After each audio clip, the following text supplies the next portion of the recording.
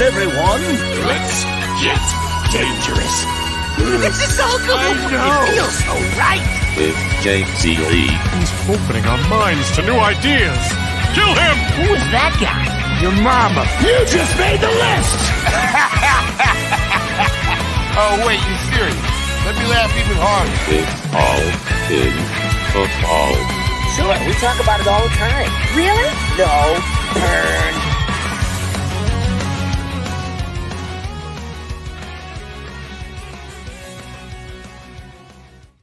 What is up, you ducks? It is All in Football, the last show with Chris Meaney for a little while. We have scheduling changes next week because this time, actually going to be the same time, Wednesday, 10 a.m., we're doing some pre-draft coverage with Thor Nystrom, and then the week after that is Rich Rebar, but he's on a Tuesday, which is good for everybody because we're going to be moving to Tuesdays, but the week after the draft is going to be a Monday because we want to get right into it, and maybe I'll give you like a nice little flow chart of where the schedule is going, but next week is 10 a.m., live on Wednesday, and we are talking pre-draft rookie coverage a lot, but today is top 10 quarterbacks because we have some fun discussions because 5 minutes after we ended last week's show, Stefon Diggs gets traded.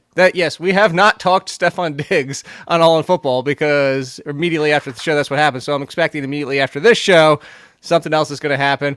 I don't know. Maybe somebody else in baseball blows out their arm and has to have UCL Tommy John surgery like everybody. Like, can we just go to robot pitchers? Like, forget robot umps. Can we just make the leap right to robot pitchers, Meaney, like at this point? Unfortunately, you're probably right about that take about an arm blowing up. Man, every it's day. been a rough go. Yeah, it's a conversation for another day. I know a lot of people don't like Justin Verlander, but I really enjoyed his comments. There was like a deep dive into his reasoning behind it, what has changed since his time in baseball, and how maybe baseball needs to kind of go back to some older things. I don't know, like the pitch clock or something. It's tough, man. But yeah, we're not here to I don't even think it's the pitch clock. I tell you what it is. You know what it is? This is why football is better. It's because your arm is supposed to do this. Right. Throwing for everybody that's watching. Like this is how your arm is supposed to throw. This is a very unnatural motion for your arm, which is why this gets blown out all the time, which is what Verlander was talking about, is when you're throwing it harder and more spin and faster, and you're putting all that pressure on your arm. That's why. Now, everybody just start throwing knuckleballs. There you go. Just knuckleball, just easy, soft toss. Wakefield was able to hang around in the bigs for years. Yeah, I mean, like Nolan Ryan was an outlier.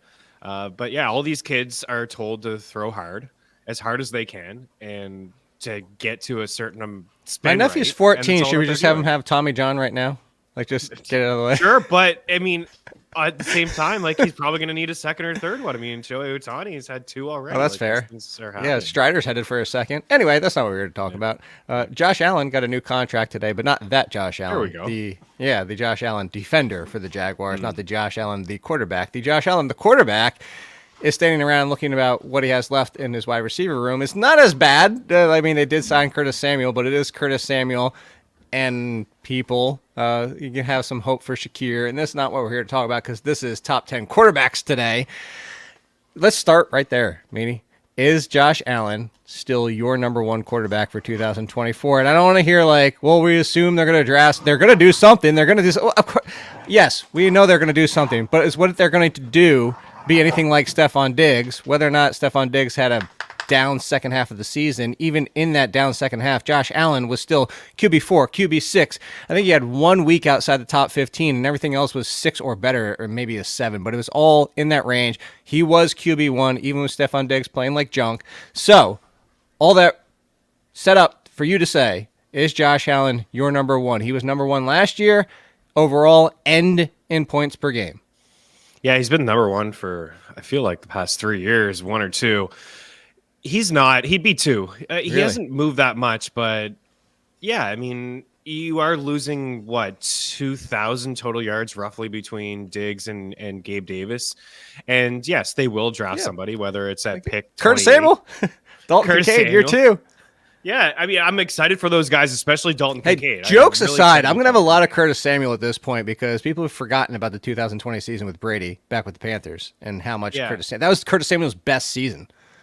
At first I wondered if he would get overdrafted, but they're definitely going to draft a guy. They have to. They have to draft Josh Allen, a wide receiver. Whether you believe in Vegas odds or not, I think they're minus 400 to take a wide receiver at pick 28. Whether they move up or not, this is a team that's going to draft a wide receiver. Real quick. Yep. If Aaron Rodgers ever watched this show, which he never will, I'm pretty sure he'd be sitting there like, oh, do they really? They have to? Do they have to? Do they? Do they have to? So I'm just saying, what happens if they pass on round 1 and then all of a sudden, round 2 is still going to have a lot. For all intents and purposes, real quickly, my rookie breakdown is up at The Athletic already. Like I said, we're going to be talking about that. This isn't for this show. Top 80 pre-draft. I mentioned that tier 2 wide receivers would be tier 1 most years. Tier 3 would be tier 2 most years. The people in tier 4, including like somebody like Johnny Wilson, which people in the comments are like, wow, you have him so low. Like, this is a year where everybody kind of got bumped down. Like, I don't want to do a tier 0, but like, you see what I'm saying? Right. So they could still draft somebody around 2 or 3. But is it enough when, I'm going to come back and push back and say this.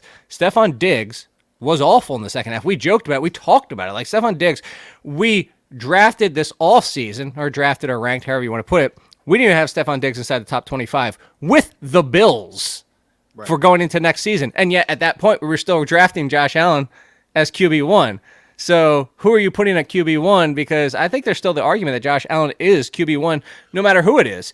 Even if they picked up, I don't know, Isaiah Hodgins off the Giants. Like, it's Josh Allen. I don't think he needs Diggs.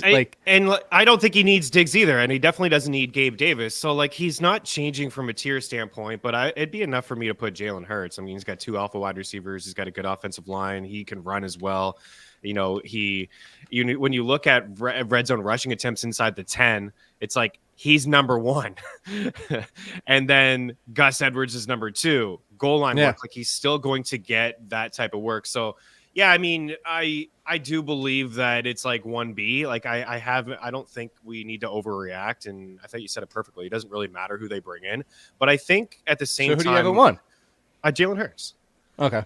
Oh yeah, Jalen Hurts there at 1, just because of the 2 alpha wide receivers that he has, as I mentioned, and Dallas Goedert in the offensive line, and the rushing that he still brings to the table, like all those things. But Allen is still in that tier, and I would like to see them get an alpha. I don't know if they move up and get an Odunze. Like Robert Thomas would be great. Troy Franklin, I think, would be great. You mentioned Thomas so many times. Brian Thomas, I think, would be fantastic. And I already saw, like, on social media, he's expecting to go there. And it's not that easy. Like, hey, I'm going to roughly go around the end of the first. This team needs me. He had a really good combine, and, I think he's a really good prospect. But I don't know if it's that cut and dry. It's like, oh, they'll get somebody in the 3rd and it's going to be fantastic. But at the end of the day, this offense is going to be a little bit different, isn't it, Jake? Like, yes, Diggs wasn't as great. In the first 9 games, he averaged 92 yards. In the last 8 games, he averaged 43 yards. But he was still getting some volume, but he was slightly phased out of this offense. So I don't know if it's as easy as, hey, let's just insert a rookie here. Curtis Samuel is going to be fantastic. And second-year tight end Dalton Cade's going to be able to take that leap forward. But Allen's still got those legs, and he's still going to run for 700 rushing yards, at least 600, and he's going to get 7+ touchdowns, and that's good enough for a top 3 quarterback. Like, I don't think people are overreacting a little bit on the fact that he was bad before Diggs. Like, he grew as a passer. Just Diggs going there didn't necessarily. It wasn't the only reason that he excelled at the quarterback position. You know what I mean? Like, people are just saying that, Diggs gone. He was bad before Diggs was there. It's not that cut and dry. Well, I think Brian Thomas makes sense. And I think it also, you're going to see who they're drafting. You said they're moving away from, they obviously moved away from Diggs, but they also let Gabe Davis walk and then brought in Curtis Samuel, which I think you're getting back to what helped Josh Allen take that step in the NFL is people who can separate, people who fit his style. And Gabe Davis, never the best fit, in my opinion, which is why I don't think they necessarily go to somebody like Xavier Worthy if he's there, because now you're talking about like the Sean Jackson type. I think that Brian Thomas makes sense, but honestly, even if they went Mitchell, somebody you can separate like that, McConkey, separate, could get open like that. Like, I think those kind of receivers good make fit. more sense. Like Troy Franklin and Keon Coleman, please don't do that. Like, and I don't think they will. And that's why and I bring that all back to say is I think they're shifting back to, you know what, things were a little inconsistent at times. Let's get back to what helped Josh Allen, what made Josh Allen great. And it's not all Josh Allen. It's not all the wide receivers. Funny enough, Stefon Diggs liked the post talking about how the Bills fans are secretly the worst fans in the NFL. So I don't know, like frustration, whatever it might be. So I'm not going to debate too much because I have Hurts at 2. Like, I will go Allen Hurts. I still have Josh Allen number 1, but I think the conversation comes in at number 3 because number 3, according to early ADP and early ranks, is Lamar Jackson. Last year, Lamar Jackson was not number 3. He was in points per game. Dak Prescott played one more game. Dak Prescott is 3. Dak Prescott in points per game is 4. Lamar Jackson, we've seen finish number 1. Lamar Jackson and his rushing upside puts him in the conversation to be number 1 every single year. It's the touchdown difference between the rushing yards. Is there a conversation for Lamar Jackson to be in this top tier? So is it Allen, Hurts, Lamar? Because last year it was Allen, Hurts, Mahomes. Mahomes, for everybody out there, by the way, not only was he barely inside the top 10. Actually, if you do it points per game, he was 13th. Technically 14th if you want to include the amazing Carson Wentz in his one game. He gets bumped down a spot. But Mahomes was there last year, so I'm only kind of bringing that up to say, is there a hesitancy in here? Like maybe tier 1 clearly is Allen Hurts, the end. And then it's another whole tier where it could be Lamar Jackson again, but he's more in that second tier than he is in that first one because of risk, because of the touchdowns and the rushing side aren't there, even though people like to think it is. It's not. It was 5 last year. Is he just tier 2? And is that okay? Is he number 3? And is he 3 and 2? Did you get that? Yeah, I got it. He's 3 for me. Okay. I don't think there's any question. He's 3 for me. He has officially leapfrogged Patrick Mahomes. He should be the third quarterback off the board. And I do believe he belongs in that tier because he's very similar to Jalen Hurts. In terms of fantasy points per game, I mean, they're separated by 1 point, right? I know Allen at 23 and Hurts at 21 and Jackson, they may say like, hey, Allen, this is what the argument you were making. Like Allen is 1, that's it. Doesn't need Diggs. It's like a 2-point gap there. He's at least 1A. But I think that Lamar does deserve to be on this tier. The leap forward for Zay Flowers, I think they definitely found something in Isaiah Likely, where they got 2 really strong tight ends that they can throw the football to. I'm not sure who else is going to be able to step up inside this offense. Odell Beckham Jr. is not going to be there. I believe he's still a free agent. There was really nobody else that really stepped up, I didn't think. Flowers had flashes, and that's outside of Flowers. At the wide receiver position. I like Flowers a lot, and getting Derrick Henry, I think that they're going to have more success running the football. But yeah, I'd say for me personally, he's definitely 3, and I would put him on that first tier as well. And looking at red zone rushing attempts, I know we got into this when we talked about running backs, and I mentioned Gus Edwards, who had the most inside the 10. And looking at Lamar Jackson, you're right. He's not like Jalen Hurts or Josh Allen. He had 5 attempts inside the 5, so near the goal line. 5, and he only had 1 touchdown. That's not how they use him, and they will not use him inside the 5 when they have King Henry. And you're not wrong about that. So Dak Prescott is here for underdog and early ADP and early rankings. He's actually 8th. And again, Dak Prescott last year, 4,500 yards, 36 touchdowns. Back to running a little bit, 242 and 2. Remember, you just penciled him for 3 rushing touchdowns every single. And actually, back in the day, it was 306, like 3 straight years in a row. But 19.9 fantasy points per game. That's 0.7 behind Lamar. It's in front of Joe Flacco, by the way, at 0.1. And then it's over a point. It's 1.2 down to Kirk Cousins. Everybody forgets about Kirk Cousins. And points per game at 7. So is Dak Prescott here where his numbers suggest from last year they should be, and it's kind of how this team has been? Or I even saw it in your face immediately. It's just kind of like tough. Like, I know. Like, it's just really tough to, I think, for me to like spend a pick that early, but also at the same time. No. Well, so hold on. I'm glad you said that. I want to pause real quick, and let's just say, like, for this show, this tier that we're about to enter, I think, let me kind of put words in your mouth here for a second. Can I put? So I'm going to say All right, you know what? No, it's my show. So I'm going to put words out there, and then you can tell me if you agree. Yeah, okay. I think there's a tier 1. It's Allen and Hurts. Whichever way you want to go. Hurts, Allen, Hurts. That's the tier 1. Tier, as you kind of said, 1.25B, 1A to B, whatever it is. It's technically tier 2, but it's just a guy. It's Lamar. He's out there by himself. He's just kind of sitting there like, hey, I'm here. I'm the one you get if you don't get the top 2. If there's a nice value in round 5, come take me. Please do. And then after that, there is a tier. And this tier is about 10 guys. It's large. Yeah. Yeah. Huge. And to kick it off, you could argue Dak and the guy we're about to talk about next, Diggs' new teammate. But is that so? Let me throw that out. Let's just say this tier clearly for everybody watching, listening, they know this.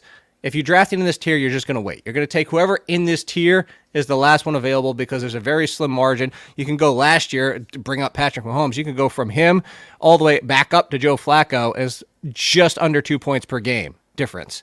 So we're going to wait on quarterbacks. That being said, now in a completely different conversation, Chris, I sound like I'm trying to like talk down to you, but a completely different conversation. Does Dak start this tier? Like if you had to just group this tier, we are making a list, ranking this tier. Is Dak starting this tier, or would somebody else start this tier for you? I would put Dak there. I'm hesitant to put CJ there, honestly. Like he was already 5 for me before the trade. That's how high I had CJ Stroud at 5 with no rushing upside. And I don't think Dak really has a lot of rushing upside either. You mentioned, pencil him in for 3 or 4 rushing touchdowns every year, 242 rushing yards. But the fact that he led the NFL in passing touchdowns with 36, he was top 3 in passing yards. He excels when you compare him to Allen and Hurts and Lamar, like 36 passing touchdowns. None of those other guys even hit 30. 4,500 passing yards. Allen hit 43. And you got sub 4K for Hurts and Lamar, and I don't think that they're going to excel in that category. So Dak can give you this sort of ceiling as a passing quarterback. You can bake in the contract year, all that stuff, chip on his shoulder, all that nonsense. The truth is that the Cowboys still don't have a run game. They still have CeeDee Lamb, and they have a really good tight end in Jake Ferguson, who excelled last year. And then Brandon Cooks had a really good season. And this is the type of team that just probably will draft a running back and maybe a skilled wide receiver. Like they're 2 or 3 probably. They're not hesitant. They haven't been hesitant to do this in the past. They've missed on some like Tolbert and others, but this offense is good. It's going to be good again. So I'd say Dak does belong in that tier. To start it. To start it. I would still start it with Mahomes. I think we had the one down year, and of course we have to wait and find out what I'm concerned. The Rashee Rice situation, like we have to see how that clears up. That's good. That's ugly. It's an ugly situation. But I mean, we are talking about somebody that they did add a weapon to his receiving core last year. People just a month ago. Hollywood. Was it a month ago, or is it less than that? Hasn't even been a month around him. Yeah, no, I know. I'm saying like how long ago? About a month ago ish. Like Marquise Brown. Yeah. So like they've actually added to it. I think Patrick Mahomes for one down year where he was hovering in that 20 to 24 range per points per game, I would still go Patrick Mahomes. But again, he would start this tier. He would start it. I would go Mahomes. I think the argument is there for Dak. And now let's come to it and talk about CJ Stroud, because we don't have to spend a lot of time on Mahomes. CJ Stroud. So you brought it up. There was the immediate reaction when Stefon Diggs was traded again. We missed it because we ended the show 5 minutes before news broke. And it's just like, hey, we're back for 5 more minutes. No, we're just going to say we're talking about this week. So we sound like we're late to the party. But that's what happens with live shows. Stefon Diggs is now on the team. Stefon Diggs, Nico Collins, Tank Dell. I mean, Dalton Schultz is back. Joe Mixon on the team now. Whether or not Tank Dell's 100% for week 1, I think Stefon Diggs was part of that equation. I'm not saying they would have not got that value because they traded essentially nothing for Stefon Diggs. Very little. It was a pick that they didn't even have because they traded for it. So it's not their original pick. So that's why I say nothing tongue in cheek. But the value was there to get Diggs, whether or not Tank Dell is healthy. But now people immediately, oh my God, CJ Stroud, tier 1, CJ Stroud. But you just brought it up. It's very difficult in fantasy for a quarterback to hit that level of Allen, of Hurts. If you go to Mahomes 1 year when he did it, 4,700 yards and 38 touchdowns, 5,000, almost 5,100 yards and 50 touchdowns. He also ran. We're talking about 300 yards there. And then you go to other years where you talk about people, Lamar Jackson, the 1 year he did it, ran for over 1,000 yards and all those touchdowns that he ran for, and then also had his best passing season. Dak Prescott, the one time he came close, 4,900 yards and 30 touchdowns. The problem with Stroud is unless you're having these astronomical 47, 48, 4,900 passing, 30 plus, maybe cleaning close to 40 if you're on the lower end of the passing yards, if you're not going to run for 400 yards, 5, 6, 7, 8 rushing touchdowns, you're not going to hit that top tier. And I feel like, let's be honest with like I love Stroud. Texans hat. I'm going to find a way to get a Diggs jersey. I have questions about the realism of a certain helmet I was bidding on. I'll tell you that about after the show. But anyway, Nice. I love my Texans, and I love CJ Stroud. The problem is in fantasy, let's make this clear. There is more, like if we said CJ Stroud, QB5, there is more likelihood he finishes worse than there is that he finishes better. Yes. No, forget just in math. There's 4 in front of him and all those behind. I'm not even talking injuries. I'm just talking about because of this style, he's not going to run. We are talking fantasy. Just on a 17-game basis, he's more likely to finish. Actually, there's an argument that he finishes worse than last year and then improving it, which he will. But you get my point. Are you with me on this? And there's the argument here, meaning is that maybe CJ Stroud doesn't even deserve to be 5. Maybe it's Mahomes, Dak, Burrow. We're going to talk about a second-year player. Like, should he be lower? Well, he's going to get overdrafted, right? From all the things that, I mean, that's the answer. He's already going as a top 5 quarterback. I've seen that in best ball drafts, and I know best ball drafts are very different, but the fact that people were willing to reach on him and draft him as a top 5 quarterback without Stefon Diggs makes me think that there's the possibility of him going maybe 4th ahead of Dak and starting this tier. You bring up a lot of good points. I think, again, I'll say to Dak that he was able to finish as QB3, QB4, 20 fantasy points per game with just under 300 rushing yards. So it can be done. But you laid it out perfectly, I thought, with the numbers and the projections. Like, in order for him to return value and finish as a top, let's just say 4 quarterback, because I agree he's not going to get in that tier with those rushing quarterbacks. He needs to have at least 4,500 passing. He needs to have a season that Dak just had. Yeah. 4,600 passing yards, 35 passing touchdowns. Last year, he had 4,100 yards as a rookie. Is very impressive. 23 touchdowns and 5 interceptions. Adding Stefon Diggs, does that give him another 10 to 12 touchdowns? I don't know. I don't think like that. That's a little bit of a stretch. I think he can get to 4,530 touchdowns, and that would put him in the range of what QB 7 to QB 9, which means he's not going to return value if you're taking him in the 4th round. I think the safer pick is with Dak and Mahomes, given that it's Patrick Mahomes. But I think he deserves to be ahead of these other guys that we're going to talk about. Okay, I have him at 5. I probably won't have a lot of shares. You have to be aggressive, I think, Jake. Like, if you really want CJ Stroud, you have to be like, I really want Stroud. I am in on this campaign, and I'm going to take him and spend that capital. The Texans bandwagon still isn't full. Come join it, and then just don't take CJ Stroud, because here's the answer. I'm going to give you the answer. So you bring it up. CJ Stroud, ranked 52. That's his ADP. 52nd. Like, forget the fact that he's 4th quarterback now at this point. 52nd overall. You can wait, and then you can wait some more, and then you can keep waiting. Oh, by the way, you could just wait till 86 and take Kyler Murray, which, by the way, if healthy, probably actually finishes in front of him, assuming they draft somebody, which they will. But you know what? Let's keep waiting. You can keep waiting a little bit more. And keep waiting. Oh, by the way, pick 124, QB 17, finished in front of him in fantasy points per game, because he keeps finishing as a top 10 quarterback almost every single year is Kirk Cousins. Just wait and take Kirk Cousins. Like, they both have to do the same thing to finish top 5, and Kirk Cousins just keep doing it anyway. Like, more points per game than him last year. And now he's going to the Falcons. So, I'm going to wait. I'm going to wait and then wait some more. In this argument, let's throw out the second-year player, Anthony Richardson. Do you take Anthony Richardson, QB 6-7, just on the fact of similar to Kyler Murray if he plays 17 games, because Anthony Richardson last year played 17.2 points per game.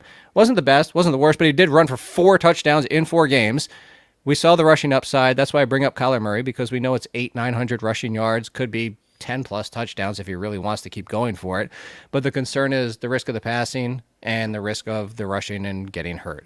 Although, again, FB Injury Doc has proven that running quarterbacks are not more likely to get hurt than stagnant quarterbacks. Kirk Cousins, an example, you can go both ways with it. The numbers bear it out for everybody that's listening, like, oh, I know you're stupid. No, the numbers, he's done a study. He did a study, and it was interesting to find out that there's not a big difference. But let's go back to it. It's upside. It's Anthony Richardson. Anthony Richardson or Joe Burrow, because let's put that out there, Meaney. What's the difference in the injury risk at this point? Burrow keeps getting hurt. So wouldn't you rather go for the guy who runs a hell of a lot more? Yeah, it's really where you have to separate real life from fantasy. This is it. Like, this is the conversation that you have to have with yourself, because there's no comparing the two quarterbacks. Like, Joe Burrow is so much better than Anthony Richardson at this point. We have a large sample size of him being a very good quarterback in this league, an accurate quarterback with 2 alpha wide receivers in Jamar Chase and T. Higgins. But you mentioned the rushing floor. I personally would rather have Joe Burrow. I am a little concerned. I know you just brought out like, oh, injuries is not going to happen, but he really does need to change his style slightly. And these things happen with young quarterbacks. I remember when Josh Allen came into the league, like, slide, dude. Jalen Hurts, get down, slide. Don't be taking these unnecessary hits. And I saw a lot of that. Run out of bounds. There was he only played like 4 games, and he took a lot of shots. And he was not accurate. I think his completion percentage was what, like 50? I think it was 59%. Talking about Allen? No, Anthony Richardson. 59%, 84 attempts in the 4 games, but 4 rushing touchdowns. Like 4 rushing touchdowns and over 130 rushing yards. So, well, that's why I thought if you could talk about the first 2 years of Josh Allen, 53% and 59%. Yeah. That's why I thought we were headed with that. And then he took that leap forward when they brought in the guys that we year 3, which they haven't done. I mean, Josh Downs, we had this conversation on the show last year. Why I like Josh Downs more than Alec Pierce is because of the fit and the style of how he fits, who Anthony Richardson looks for. But it's still Pittman and Downs. It's still like, and maybe they add another, but I think that they should like add a separator in the draft to help him out a bit. I don't know if I agree with you. I don't think Alec Pierce is it. But yeah, I think I'd rather have Joe Burrow, honestly, but he deserves to be in this tier. I mean, we're talking about 7 or 8 guys, and we haven't even got to like Jordan Love, who I think is a guy that interesting because he's coming up next. Because I was going to say, I would kind of like backtrack on something I said and say that you would include Kyler Murray in this tier, correct? I mean, yeah, I would, and I don't. Although we're making an assumption again. I don't think a lot of people are going to include Kyler Murray in this tier, and when they do, he's going to be at the end of the tier. You're right to bring him up earlier that he's going to be a terrific middle of the round, I don't know, quarterback 10 off the board. You can get him maybe in round 12. If that. Like, what is he right now? He's Kyler. Actually, he is cute. You're right, quarterback 10. And right in front of him was the next name I was going to bring up, who, by the way, from week 11 on, there was one quarterback better than him. One. Josh Allen. 25 points per game, which, by the way, again, think about that. 25 points per game, which includes Stefon Diggs not being good. Yeah. From week 11 on, 25 points per game. 3.8 ahead of this person at 21.2. Lamar Jackson technically was at 25 again because he had the 1 game off, but this is total points as well. But Jordan Love right behind him. Jordan Love in front of Dak Prescott, Jalen Hurts, and all the rest. I mean, Brock Purdy, Stafford, Goff, it's everybody. Points per game, Lamar was the only other one in front of him, so technically he was 3rd. Jordan Love, which way do you swing on this? Do you say, Jordan Love, I believe that second half of the season, and things are about to be great again. He is definitively a top 10 quarterback, and you could argue he deserves to be at the top end of this tier. Not necessarily first in this tier, but top end. Or are we pulling the DK Metcalf of quarterbacks and being, the second half of the season might not be what we get for the entire season, and this is just kind of a roller coaster type of situation? I'm in. Okay. I think that I'm going to have a lot of shares of him, especially if what we're talking about here, where the uncertainty with Patrick Mahomes and the fact that CJ is going to be overdrafted a bit. I was very impressed, and I was extremely hard on him to start the season. I think we both were, he wasn't super accurate, but he was running a bit, and he had some nice fantasy the touchdown games. rate was off the chart. Touchdown rate was, at first I just didn't think it would be something that he can, keep up. But the fact that he did this in his first full year as a starter, 4,100 yards and 32 touchdowns with 11 picks, think about it was the youngest wide receiver room in all of football. I mean, he had rookies or sophomores, including 2 rookie tight ends. And now you're adding a guy like Josh Jacobs who can do it all inside this offense. There were moments last year where Jordan Love didn't even have a capable running back to lean on. Aaron Jones hardly played last year. We only view him as like a guy that was great in real life NFL football, but he was on the sidelines for most of the year.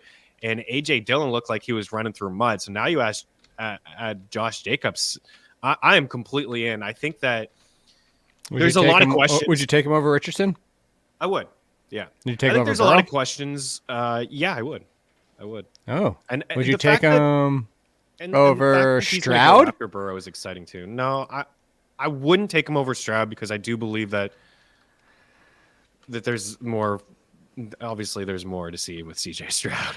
The fact that he could do what he did in year one. But Jake, there's a lot of questions like, can Christian Watson finally stay healthy? What leap forward does Reed take it in year number 2? Basically did it without Christian Watson. Exactly. Right. And the highs and lows of Reed as a rookie, and Romeo Doubs was getting all those touchdowns on 3 catches, which is, I think, part of it, but definitely showed he's a red zone threat. Plus, like Luke Musgrave, like that guy's good. And Musgrave or Love? Love, sorry, Musgrave. They're both good. Musgrave. But he's like a weapon inside the red zone that he was without for a little bit as well and excelled. All right, so I'm here's the excited problem. about Love and these Packers. Here's the problem, Meaney. We still haven't. We're gonna get out of here on this. I know. Still haven't talked Caleb Williams. We still haven't talked Caleb Williams, who, by the way, with the Bears. Oh, by the way, everybody's talking about drafting another wide receiver with their second pick. I'm like, why? Great, by the way. Oh, that wasn't sound effects. That was the dog whining. That's what it was. That's Coda. That's how she plays. She whines. So Caleb Williams, already with Keenan Allen and DJ Moore, I think you can make an argument that he can have a CJ Stroud-like rookie season and can be in the top 10 conversation. But here's the problem. I'm going to give you your opportunity to pick first. Here's the top 10 that we have so far. We have 1 spot left because we basically agree on the 9. And we still have quarterbacks we probably want to put in this tier. I told you there's like 10 deep. But it's Allen, Hurts, Lamar, Mahomes, Dak, Stroud, Love, Burrow, Anthony Richardson. That's 9. We have 1 spot left, unless you want to kick out Anthony Richardson and throw in 2. I'll give you that option. Who are you putting at 10, Meaney? And are you kicking out Anthony Richardson?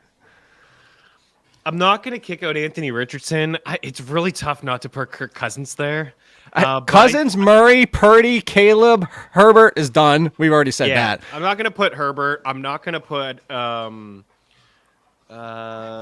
who's it? I'm not going to put Herbert. I'm not going to put who's the other guy that you mentioned? Purdy. Purdy was 6th last year. I think overall. Purdy deserves to be there. Actually, he's 8th in points per game. Yeah, Purdy deserves to be there ahead of Kirk Cousins.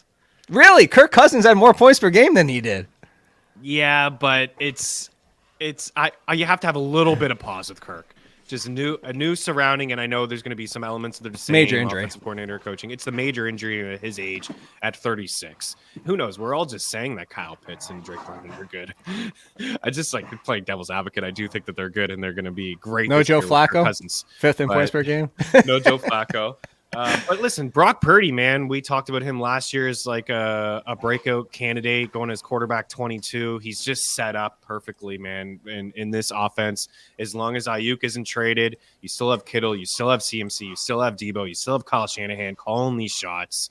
So Brock Purdy, man, this is exciting because there's a lot of different quarterbacks that you can make a case for. But I'm going to go Purdy over Caleb Williams, who I haven't seen yet in the NFL with the Bears. Like I'm going to put him in there. And I think I'd have him ahead of Anthony Richardson and put Richardson at 10. Would you? Well, I was just about to make the point that I say, like, if he has a CJ Stroud season, that still only makes him QB 10. QB that for Caleb. For Caleb, which is 1 spot behind Brock Purdy, even in points per game, 18.5 to 18.2, and that's assuming he has a season as successful as CJ Stroud. Now, Caleb Williams will run a little bit more. Yes. might call his number at the goal line a little bit more. But point being, this is also in front of Patrick Mahomes and well ahead of Anthony Richardson. So before we get out of here, Meaney, I'm actually going to do it. I am kicking out Anthony Richardson. I am saying, see ya. I love the rushing upside. I would actually put Caleb at 10 and Purdy at 9. I would take Purdy. I think that Caleb has enough upside. Those weapons are, wow. Yeah. Of course, there's the risk of being a quarterback and a rookie, but I will take it. So I am going 9 Purdy, Caleb at 10, and then Anthony Richardson, and then Kirk Cousins to round out my 12. I would actually put Kirk right at 12. Man, I think I'm gonna live in that range, and we don't even have Kyler there. We don't have Kyler. Oh, son of a bitch! You know what I mean? Like this is no. I lied. You're gonna put Richardson. Are you gonna put? I think you're Murray's 10. No, Murray's 10. Yeah, Caleb 11. Yeah. Purdy, Kyler, Caleb, Richardson. And then Kirk is all the way down. Sorry, Kirk Cousins, you're down now at 13. And you're going to be a value like you are every damn year. Every year. Because this is what happens every damn year. We chase the upside, and then Kirk Cousins says, fine, I'll do it and finish QB 7 or 8 like I always do.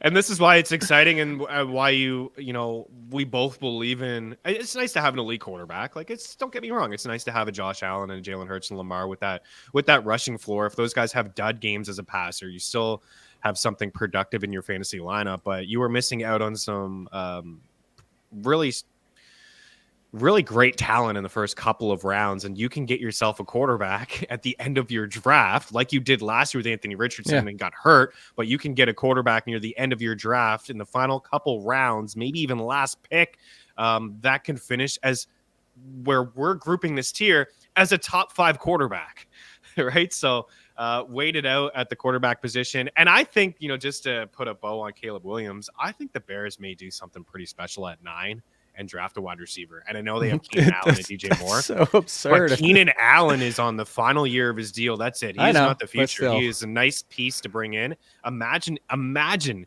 if they got Odunze, or I don't think Neighbors will fall that far, but just imagine. And then the outlook.